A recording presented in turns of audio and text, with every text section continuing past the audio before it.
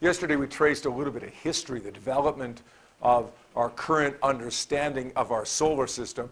We started off a couple thousand years ago-ish with two guys, Aristotle, a few hundred years before the birth of Christ, and Ptolemy, 100 and so odd years after the birth of Christ. Both of them said effectively the same thing, which is probably what you would have said if you had been around anywhere around that time, and that is that the Earth is the center of the universe, and everything else, including the sun, the moon, and everything else, orbits around the Earth. Now, we know that not to be true now, but we know that not to be true because of a guy named Copernicus, about 1,500 or 1,400 years later, who said, no, I subscribe to the heliocentric theory rather than the geocentric, the sun-centered theory, which means that all planets, including the Earth, orbit around the sun. Not that the sun is the center of our universe, but certainly that the sun is the center of our solar system. Pretty controversial at the time, but we made a lot of progress in the next several years with observations and with theories that describe the motion of the planets. So it becomes, eventually it becomes an accepted theory. Fast forward a little bit, Tycho Brahe, he's the P guy, remember? Okay, the guy that died of the infection because he wouldn't go. He made some observations of the planets, naked eye observations. So he measures some angles and times and distances and so on. And with his assistant, doesn't do anything with it, just has stacks and stacks and stacks of data. Then he dies, and then his assistant, Johann Kepler, does some things with that data, does some important things with that data. In fact, he described the motion of the planets, how they move, like the paths of them and how they go, not why. He didn't describe why they do what they do, but he described how exactly they move. The first law that he had, the first of the three laws that he had, the first one, the law of elliptical orbits, says, look, we got a planet, including the Earth. We'll always say the Earth is our planet, but know that it works for all of them, right? Mars and Jupiter and Neptune and Mercury and Venus and whatever other planets, they all behave the same way. They all, including the Earth, orbit around the sun in an elliptical orbit. Now, we said yesterday that this is highly exaggerated. It's not nearly this stretched of an ellipse. It's much closer to a circle. But if I drew it the way that it actually was, you might actually mistake it for a circle. So I stretch it out so that you remember that it is, in fact, an ellipse. Now, every ellipse has two focal points. Now, it doesn't mean that we have two suns. It just means that the sun is at one of those focal points. So as the Earth orbits around in an ellipse, the sun is either here or here. Now, it's a kind of a, which came first, the chicken or the egg? Okay. Is it the sun that decides where it is, and then the Earth orbits around the sun based on that? Or is it the Earth orbits around in an ellipse, and then the sun decides where to go based on that? Well, we have a definitive answer to that. Okay. It is the sun that decides. I use that term loosely, right? Okay. The sun decides where to go, and then the Earth orbits around the sun based on where the sun is, such that the sun is at one of the focal points. So if the sun decides to be right here, the Earth could orbit around the sun like this, or the Earth could orbit around the sun like this, such that that sun is at one of the two focal points of that ellipse, either the right focal point or the left focal point. So, in words, we'd say the law of the elliptical orbit says that the Earth or any other planet orbits around the sun in an elliptical path such that the sun is at one of the two focal points of that ellipse. Secondly, we have the law of equal areas. And I don't know about you, but I think this is the hardest one. The law of equal areas. It says that an imaginary line that joins the sun to the Earth, this imaginary line right here, sweeps out equal areas during equal time intervals. What do I mean by that? Well, if we look at that line, the area that that line has swept out, this area right here, the area that that little dotted line has swept out in this amount of time, we would find that that area is equal to the area over here that is swept out by that same imaginary line in an equal time interval. So if the Earth is in position 1, it takes a certain amount of time, t1, to go to position 2.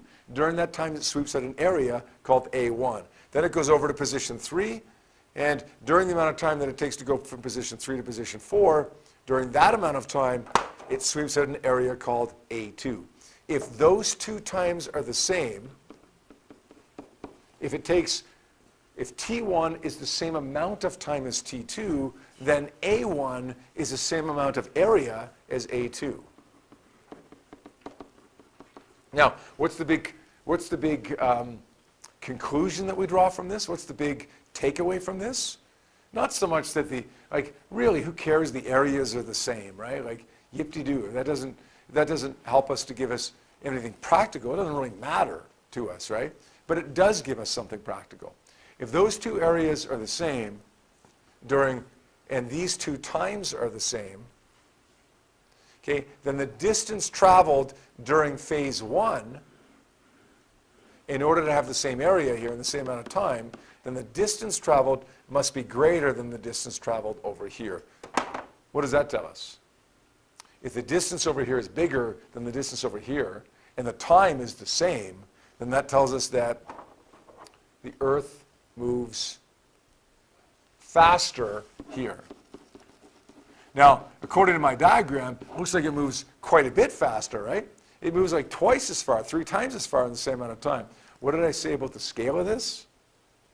Well, when I stretched it out, when I made the ellipse, that's a really, really exaggerated ellipse, right? Really, it's much, much closer to a circle. So it's the effect that you see here isn't nearly as pronounced as it appears. It does move faster as it gets closer to the sun. It does. But it's not that much faster, not like 2 or 3 times faster than it is on the other side. That make sense? Okay, if we looked at this, and if it was actually looked like this, stretched out this far, then a lot of people have this misconception that the seasons are formed from how far the Earth is away from the sun. Right? Over here, well, this would be summer, right? And over here, this would be winter, right? Because it's farther away. If it was this exaggerated, it would be quite a bit colder over here than it is over here. But it's not that exaggerated. That's not what gives us the seasons at all. It's the tilt of the Earth that gives us the seasons, not its position around the sun. Okay, does that make sense? So, not nearly as pronounced as this. Otherwise, those people that thought this is winter and this was summer wouldn't be that far off. It would be a lot colder over there. Okay, but it's not. The third one, the law of periods. This is a little bit tricky as well. It said, if we take a look at a central body, do you guys remember what a central body was? I said this yesterday. A central body is, yeah, something that is revolved around. So the sun is a central body. All the planets orbit around the sun. The Earth is a central body too, because the moon orbits around the Earth. Right? Anything that is revolved around is a central body. Now, each central body has a constant associated with it that we call Coulomb's constant. The constant, Coulomb's constant for the sun is equal to t squared over r cubed, the period of revolution divided by the average radius of revolution for the Earth. But that also happens to be the same value, not by coincidence, as t squared over r cubed for Mars, which happens to be the same value, again, not by coincidence, t squared over r cubed for Venus and all of the other planets. So that allows us, if we know something about the Earth, to get a constant for the central body. And then that allows us to get, maybe given the time that it takes Mars to go around, allows us to perhaps solve for the radius of Mars' orbit or something else. So it allows us to use information from one orbiting object to find information about another orbiting object. Now, having said all this, is there a value of Kepler's constant for, let's say, the Earth? Absolutely. When we treat the Earth as a central body. We could say Kepler's constant for the Earth would be t squared over r cubed for T squared over r cubed for what? The moon, anything that orbits around the Earth, right?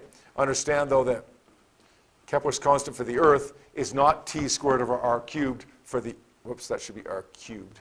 For the Earth, it's for something that orbits around the Earth. Anything else that orbits around the Earth, we would say is gives us the same value for Kepler's constant for the Earth, for that central body. All right, so the big takeaway from this, even though we don't actually have to do calculations with this, the big takeaway is that given data for one orbiting object,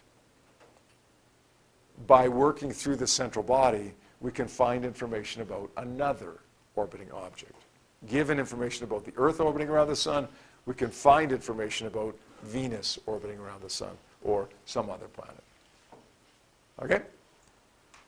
Which, all of this is great, right? 3 laws Kepler came up with from his boss's data, Tycho Brahe's data.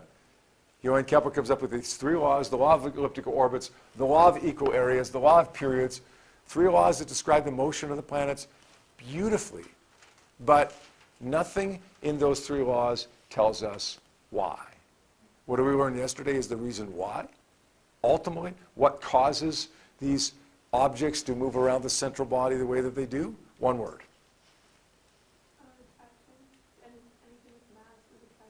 Okay, so what's a one-word summary of all that? Gravity. Yeah, it's gravity. Gravity, which was first put forth by Newton, and this is actually new for you, the notes at least, not the concept.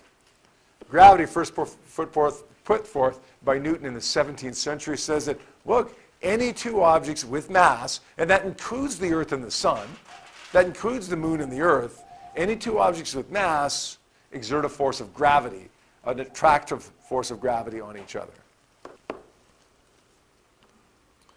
Now, we did a corner little demonstration yesterday where we found that there was a force of attraction, a force of gravitational attraction between people in the room and between objects in the room. That force of gravity was small, very, very small, because the masses of those people were really, really small. The force of gravity is related to the mass of the objects. That's why, by the way, the force of gravity between the Earth and the Sun is so great, because the masses are so big. But it's also inversely related to the separation distance. In other words, the closer they are together, the stronger the force. The further they are away, the weaker the force.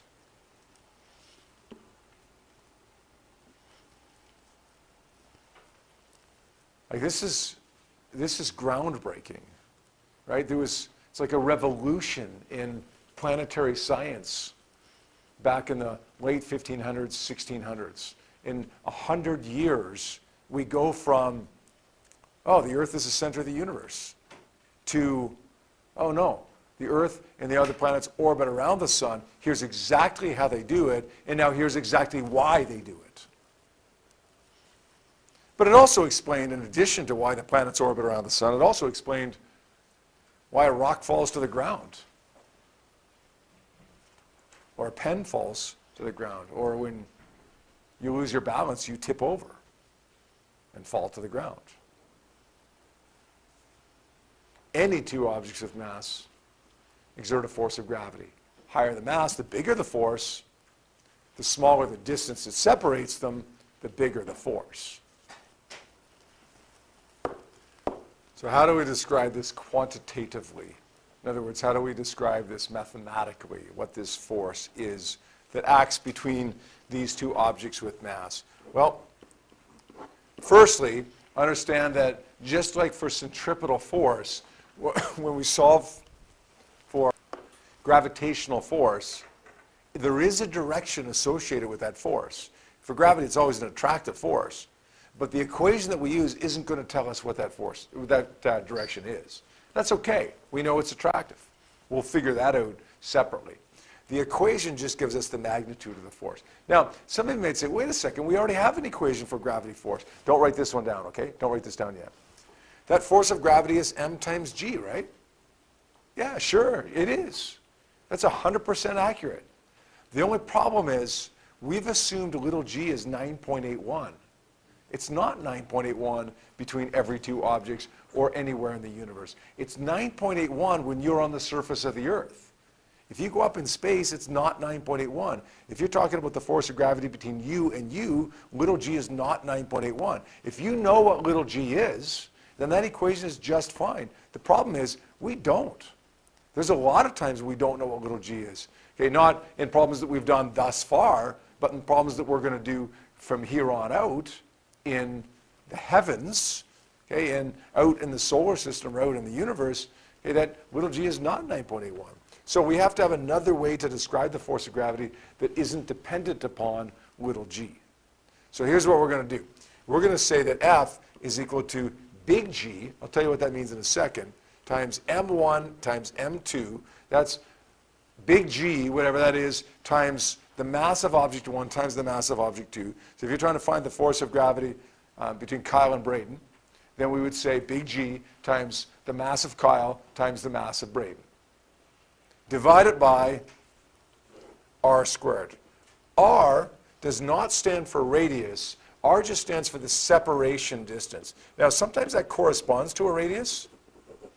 If you're talking about the Earth revolving around the sun, then the radius of orbit of the Earth going around the sun, here's the sun, the radius of the Earth going around the sun, the radius of the orbit is the separation distance. But if you're talking about Braden and Kyle, well, nobody's orbiting around anybody else, right? So R would just be that distance, 2 meters, between the middle, the center of mass of Braden, and the center of mass of Kyle. Okay, so sometimes R is an actual radius, sometimes it's not. Sometimes it's just a distance that separates them. If it was up to me, I wouldn't actually call it R. I'd call it like little d or something like that, because I think that describes what it is a little bit better. But we want to be consistent with the way the Alberta education people do it for Physics 30 in the diploma exam. So we're going to call it R. And that's pretty common, by the way, pretty commonly called R. I just rather call it something different, because to me, that infers always a radius, and that's not what we have here, not necessarily at least. All right, so it is a separation distance. M1 is the mass of object 1. M2 is the mass of object 2. F is the force of gravity, always attractive, that acts between the two objects. Big G, that's a new one. Big G is a constant called the gravitational constant.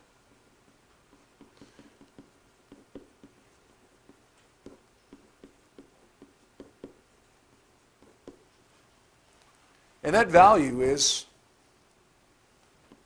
6.67 times 10 to the negative 11 Newton meter squared per kilogram squared. What an odd set of units, eh? Newtons times meters squared per kilograms squared. Now, we'll talk a little bit more about this later, but just so you know, leading into a couple questions that we're going to do, Newton didn't know what the value of big G was. Newton was smart enough to recognize that there is this force that acts between these two objects of mass. And he was smart enough to realize the relationship between M and F and R and F. But he knew there should be a constant there. He knew there had to be a number there in front of all that to make it work. But he didn't know what that number was. Okay, we'll talk not today, but a little bit later, probably not today, probably tomorrow, about where that number comes from, where that big G, where we get the value of big G. Let's take a look at an example that asks us to find the force of gravity here. Mount Logan in the Yukon, this is on page 206, chapter 4, by the way, new chapter again. It says Mount Logan in the Yukon is 5,959 meters above sea level and is the highest peak in Canada. Do you know what we are here in Calgary or in Okotoks? How many meters we are above sea level? Give or take, because it depends upon exactly where you are, right? Down in the river is actually quite a bit different. It's about 75 meters lower than we are, so it's significantly lower. We're about 1,000 to 1,100 meters above sea level. So about a kilometer above sea level. If you start in Vancouver and drive to Calgary, then you've not only driven about 1,300 kilometers, you've driven up about a kilometer into the air.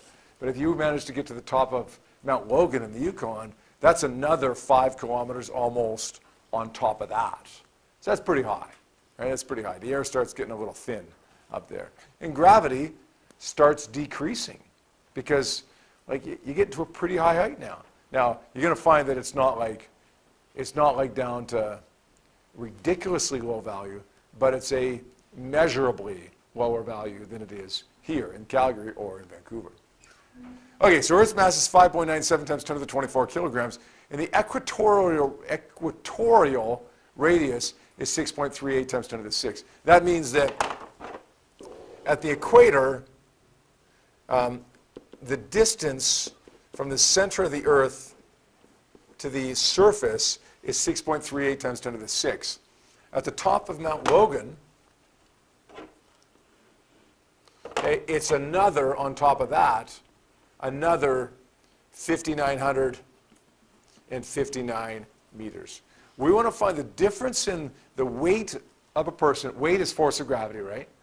The difference in weight of the person, the difference in force of gravity on the person at the top of the mountain as compared to the bottom. So let's get the weight at the bottom first. We could almost say here that F is equal to m times g, because what is little g going to be on the surface of the Earth? 9.81 probably. But since we're doing this, we're going to have to use gm1 m2 over r squared for the top of the mountain. We might as well use it for the bottom and just be consistent. Okay, let's find out what the force of gravity is. We got 6.67 times 10 to the minus 11 times mass 1, which is it 55 or is it 5.97? Which one comes first? Which one comes first? The big one or the small one? Braden, what's 1 times 2? What's 2 times 1? Does it matter what order you multiply them in? No, so it doesn't matter here either, right? 55 times 5.97 times 10 to the 24 kilograms. And we divide that by, what number are we going to use here? This is at the bottom of the mountain, right? 6.38, 59, what do we use here? The distance from the center of the Earth to where we are, which is 6.38 times 10 to the 6 meters. What matters here is that you need the distance between you, the person, and the center of mass of the Earth. Do you guys know what center of mass is? Like where the mass of an object can be considered to be concentrated? The center of mass of the Earth is in the middle of the Earth. So the distance from the middle of the Earth to right here, which is where you're standing at the base of the mountain, is 6.38 times 10 to the 6. So let's figure that out now. On our calculators, let's say 6.67 times 10 to the minus 11 times 55 times 5.97 times 10 to the 24. Let's press equals and then divide that by, use some brackets here, 6.38 times 10 to the 6. Let's square that. And we get 538.049.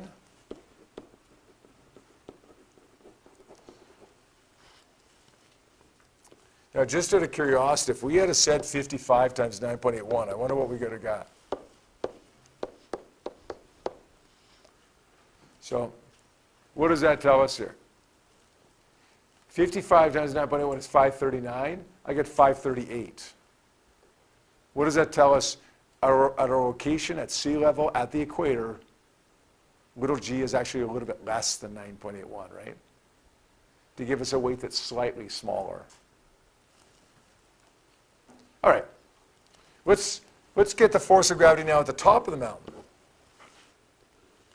And then if we want to find the difference, all we're going to do is subtract them. F is equal to, once again, gm1 m2 over r squared.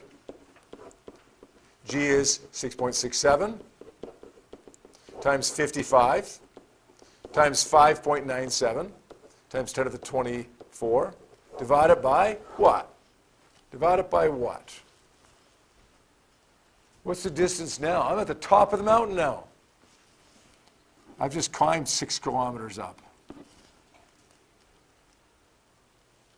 What's my distance now? Yeah? Maybe it's 6.33 times 76 plus. Yes. Absolutely. 6.38 times 10 to the 6 plus 59. That's my new radius. 6385959.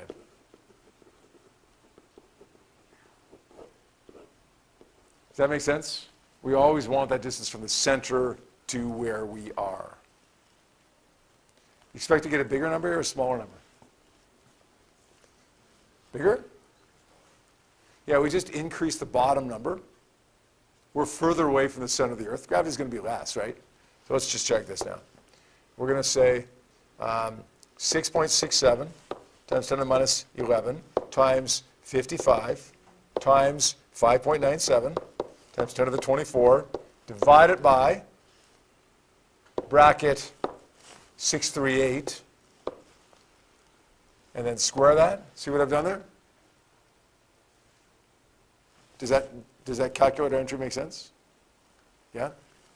Equals 537.0449.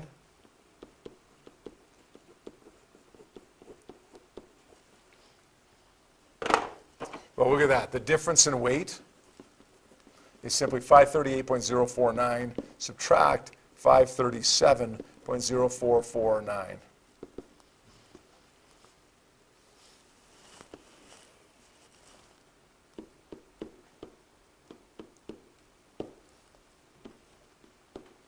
.00 newtons. Look at that. You climbed up a mountain,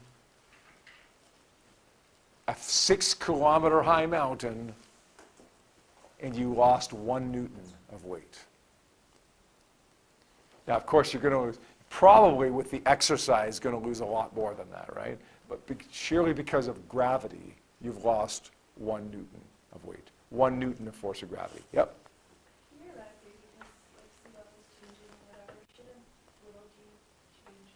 Yeah, that's a really good question, actually. Yeah. Now, there sometimes, like, we got to think about all of the things around that. But that's a really good question. Excuse me. The question was, if you didn't hear it, was theoretically because sea level is changing, sea level is rising because of global warming, right, and ice caps melting and so on. Shouldn't that change little g? And therefore, shouldn't forces of gravity change along with it? Theoretically, yes. But it's not quite as simple as that, because the mass that is going into the sea and making the sea higher has always been here. It's always been on Earth. It's just redistributed now.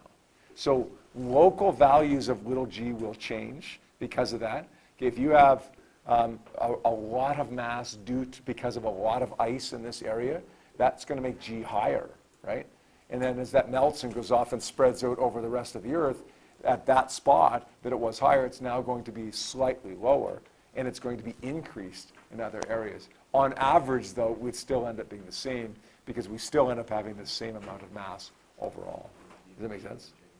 I'm sorry? Yeah, like to 3 digits, it probably wouldn't make any difference anyways, right? To more digits, yes, it would over localized areas, but on average, because the total mass remains the same, it still shouldn't change the average, okay? Even as sea level rises, and even if it rises dramatically within your lifetime, we'll still probably keep that 9.81 value. We still probably won't mess with that, because to 3 digits, it's probably still going to be about the same.